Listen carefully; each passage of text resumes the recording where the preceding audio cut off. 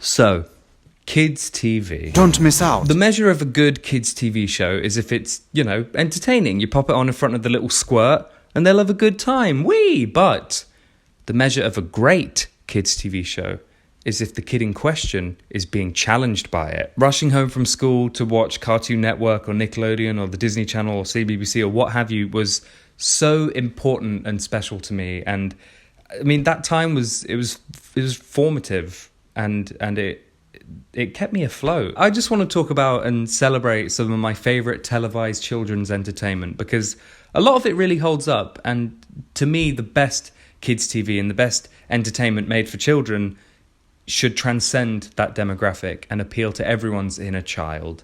So that's cute. I think I'm going to go channel by channel, starting with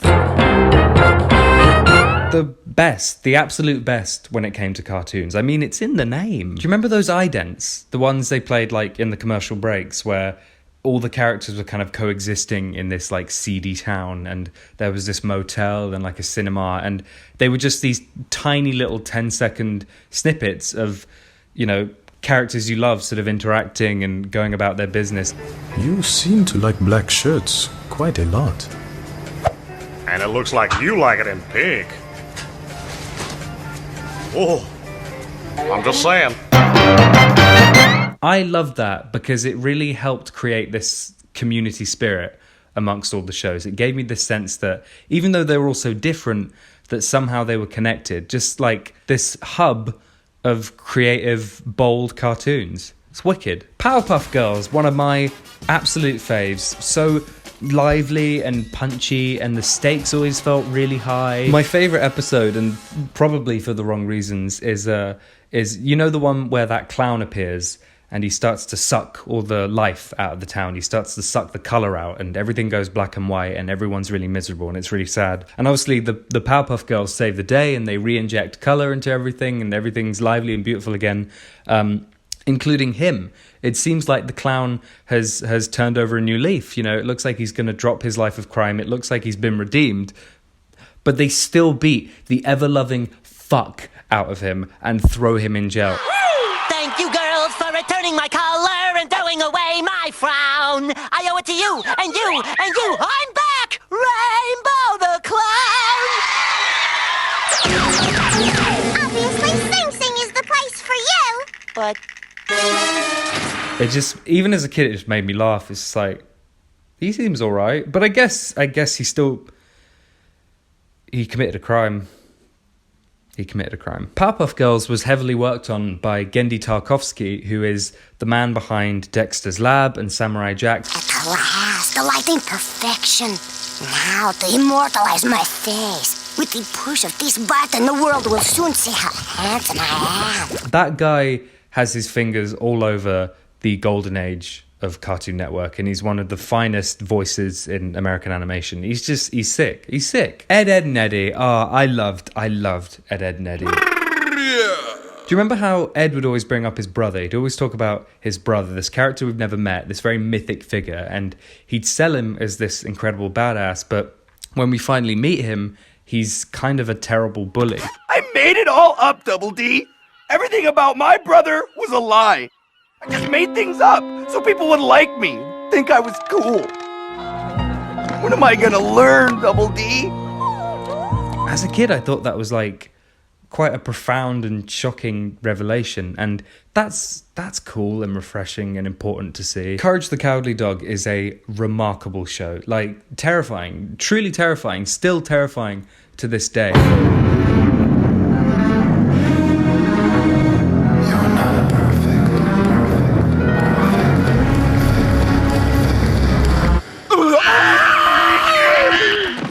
I always wanted to put my finger through his little tooth hole. It's refreshing to have a hero whose defining characteristic is their cowardice, Courage demonstrated that you're allowed to be scared. He's a true hero because he's constantly having to overcome his own fears and anxieties for the betterment of those around him. Bless him. Courage was one of those kids shows that could fully have been on like an adult channel and you wouldn't bat an eyelid. Cartoon Network was just a bit edgy. Billy and Mandy, the Grim Reaper is enslaved to two snot-nosed kids. He has to be friends with them for all eternity.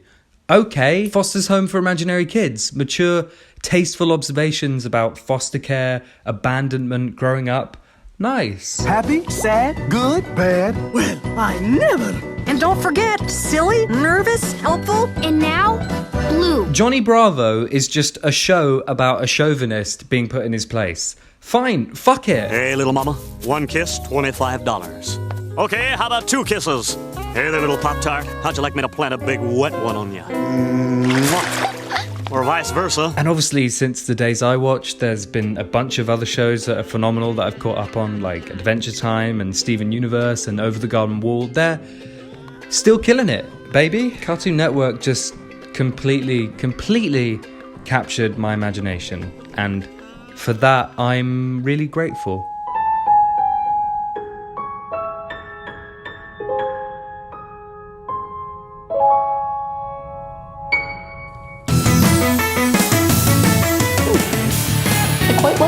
I always felt like, despite having a lot of great cartoons at their disposal, the bread and butter of Disney Channel were their sitcoms, their live-action pursuits. I was tuning in when That's So Raven, Hannah Montana, Sweet Life, they were in full swing, and I think I was witness to the dawning of a new era for Disney Channel. You see, a few years prior, you had the likes of Even Stevens and Lizzie McGuire. Great shows, but arguably quite costly and tonally disparate. They more or less ditched single cam and started making these much more easy to produce, more traditional multicam sitcoms, laugh track, the works. Across a bunch of different shows, they managed to achieve this fairly singular tone, this sort of familiar Disney musk. You could totally see Hannah Montana crossing over with That's So Raven, and golly did they. That's So Sweet Life of Hannah Montana mixed up, mashed up edition.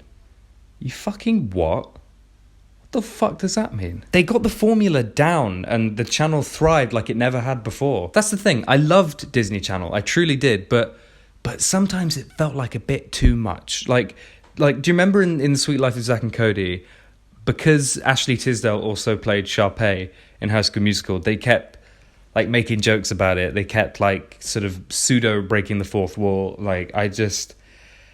Even then there was a part of me that was like, okay, Disney, I will watch all of your things, every single thing you make, I will watch them. I will watch it. And that is still true to this day. The Disney Channel games. Hello.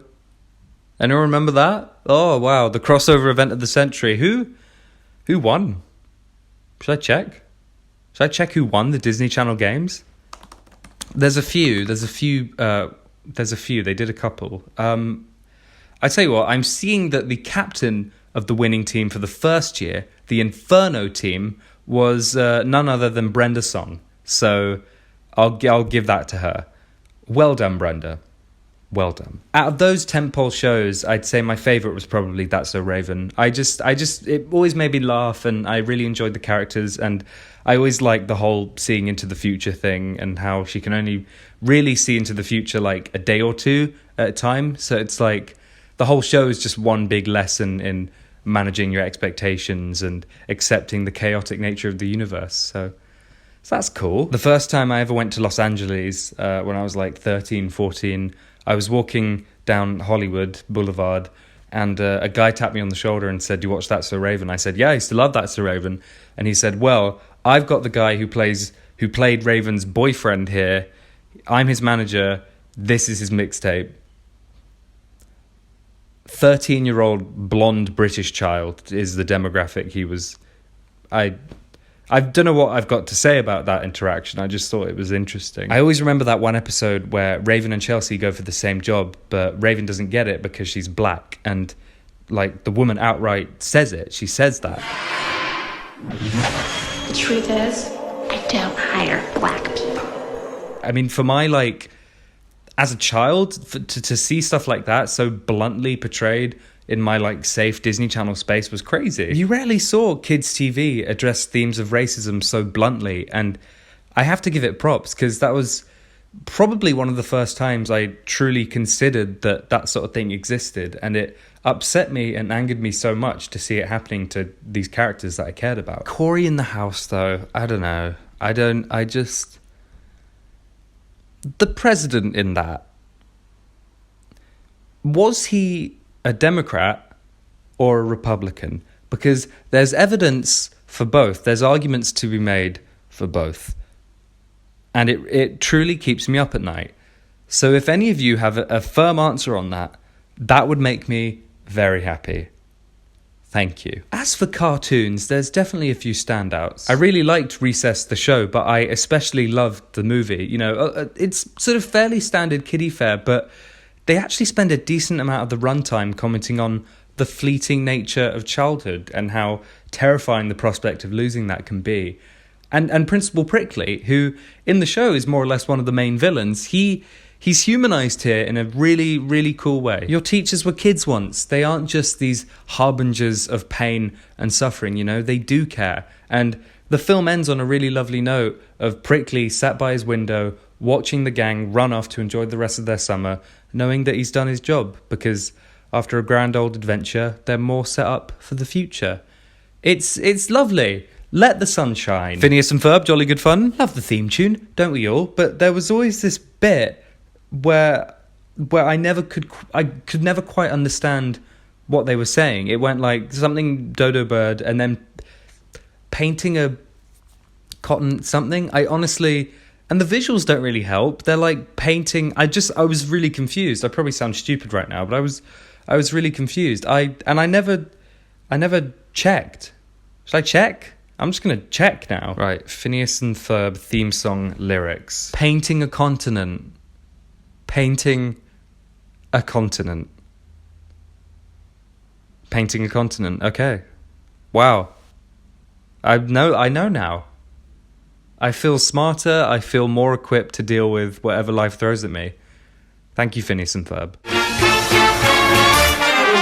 Something of note about Nickelodeon is that I feel it's equally celebrated for its animated stuff as it is its live action stuff. So that's nice. They got all bases covered. For every SpongeBob, there's an iCarly. You know, slime truly unites flesh and ink. It's you! I remember watching reruns of Ren and Stimpy. Whew, oh boy, that show, I mean, truly one of the absolute most controversial kids' TV programs ever made. Parents complained about the violence, the suggestive scenes, just how fucking gruesome the whole thing was. Episodes were constantly being changed or censored, and some of them were even just pulled off the air. It's excruciating. It's a hateful show.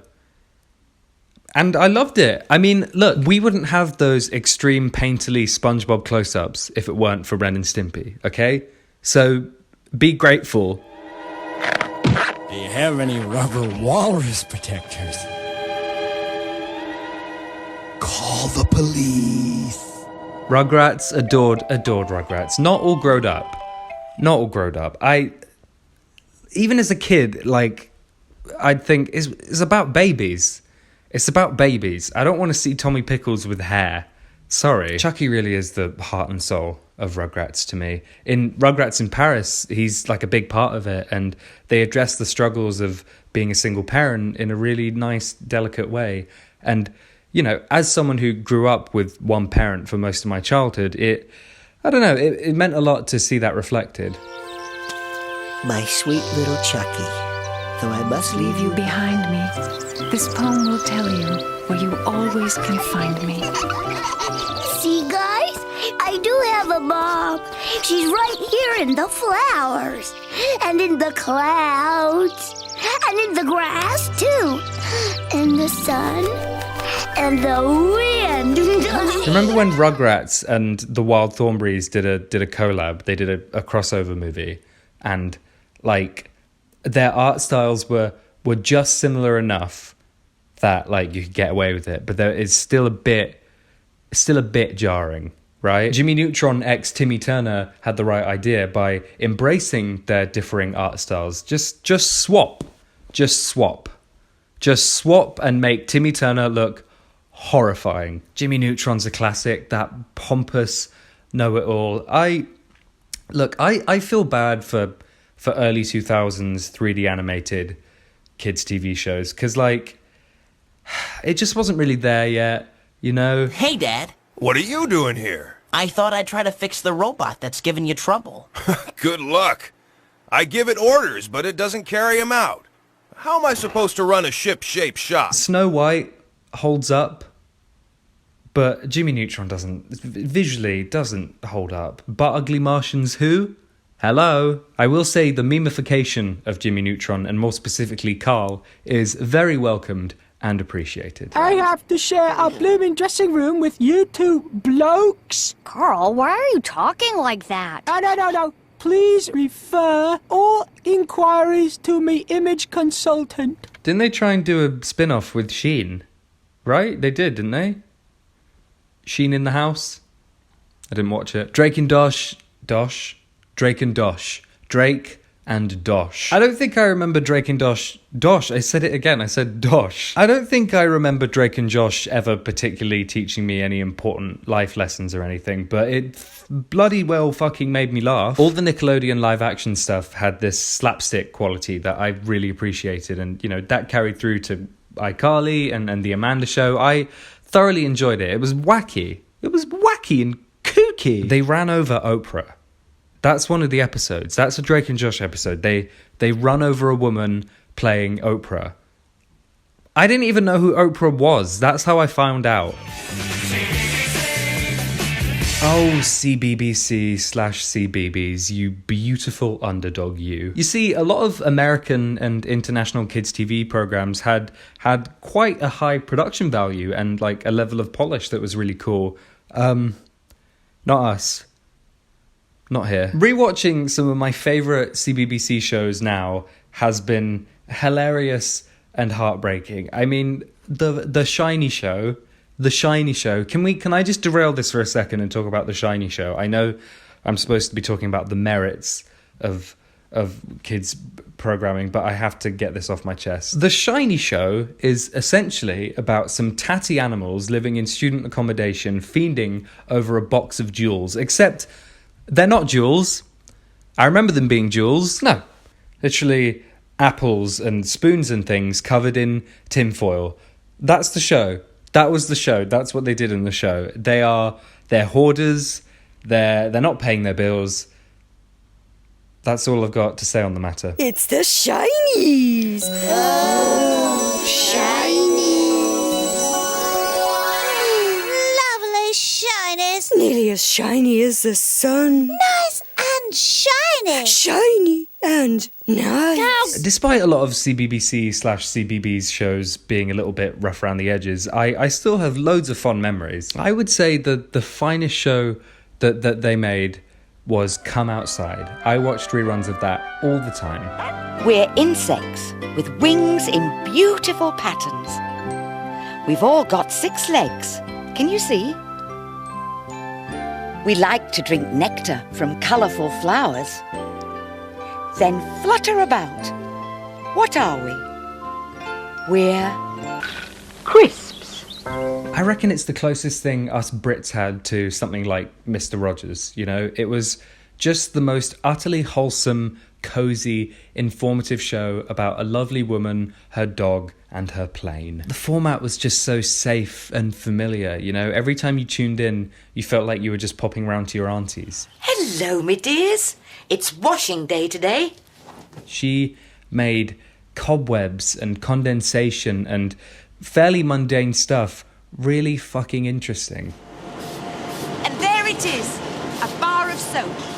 It's called Come Outside because it's about encouraging kids to pop outside and look at some flower pots and jump in your fuck-off polka dot plane and fly it about for a bit. Do some loop-de-loops. Look up, look down, look all around. Up in the air and on the ground. If you've never watched this show, which I assume most of you haven't, then I urge you to, because it's like so delightful. Tracy Beaker, now that's a big one for me. It probably, I'd say, doesn't quite hold up today, but I think it's a really important show. It's about kids in foster care. Like that's the whole show. That's the premise. That's not just like one episode. That's that's what it's about. Tracy is a great, flawed protagonist for kids. I think this show was probably one of the first times I truly considered to what extent people are a product of their upbringing, their surroundings, the things that happen to them. Tracy captured that perfectly. She was charming and difficult, but she had cause to be, and you could never really hold it against her or any of the other characters. I used to be obsessed with Basil Brush, and I don't know why. I mean, it was serious. I had a Basil Brush cake one year, and I can't quite distill what it was I liked about him or the show that much. I mean, I liked puppets, and his Cockney cousin was kind of funny, I guess. I don't know. Like, when talking about a lot of these other shows, I recognize the Bertie who enjoyed those, and I still enjoy them now to some extent, but I don't know that guy who had a Basil Brush cake. I don't understand him. My fish and chips are bumming me out. Man. I like the fish, and I like the chips. But I don't like these small, round, green things. What should I do? All I'm saying is, give peas a chance. Every morning before school, I'd watch this show that no one remembers called Best of Friends. We're the kids from Angel, and we're the best of friends. Seamus, he's supportive and kind of smart, and he is a good friend to play with as well.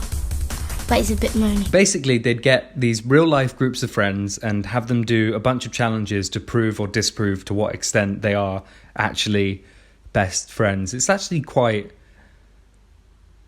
The ones who would lose, that would actually be quite, like, damaging, maybe. In order to determine what role you're going to play or, you know, what challenge you're going to do, at the beginning of each episode, each kid with their eyes closed would suck on a sweet.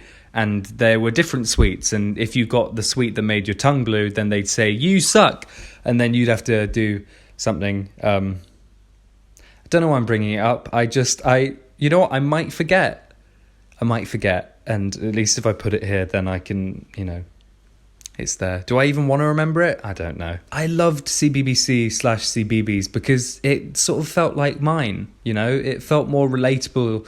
It was very humanizing that not all the shows were spectacular, and the studios were just down the road from me, so that was cool. And eventually I got on the channel. Oh, one more thing, bamzooki. You know, they always say that a child's mind is like a sponge, right? Everything you experience and watch and consume during that time of your life truly informs the person you become. And I think through these shows and these memories that I'll always cherish, they've definitely informed the person that I became, and I think that's cool. I tell you what though, I don't envy kids now, right? Because, like, sure, they have plenty of incredible shows to enjoy, but they also have iPads and YouTube and things, and so Spider-Man and Elsa, I didn't have anything like that, and I'm so grateful. I hope you enjoyed that. It was just, you know, another nice little chat. You all responded really positively to the Harry Potter one, and I really enjoyed making it, so let's keep it going, right? Now there are so many other shows that I could have mentioned, so maybe I'll do a follow-up to this, who knows, but I'll keep trying to make enjoyable content. Fucking Goodbye, goodbye, good friends, goodbye. 'Cause now it's time to go. But hey, I say, well, that's okay. 'Cause we'll see you very soon.